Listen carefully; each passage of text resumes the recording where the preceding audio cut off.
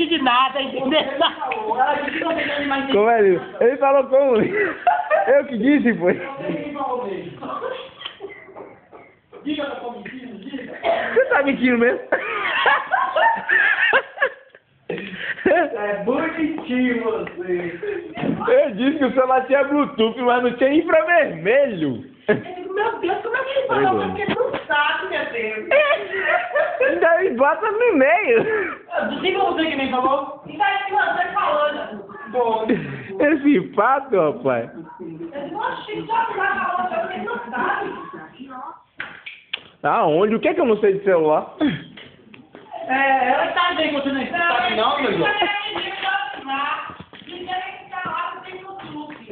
Jorge Marques me falou. Se eu que levei Janta pra comprar aquele celular. Você disse que só tive muito bom a câmera. Eu não gosto de Motorola mesmo, não. Ah, tá vendo aí ele confirmando ele? Tá vendo ele confirmando que Opa aí. Tá vendo? Esse pato. Você falou que eu disse que o celular era ruim. Eu disse que eu não gosto de Motorola. Você não viu ela fazendo coisa aqui, rapaz?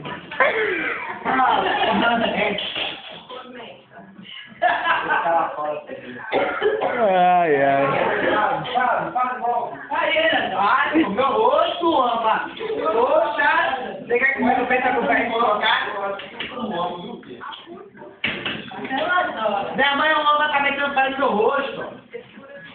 Já para poder parar. Aí eu paro,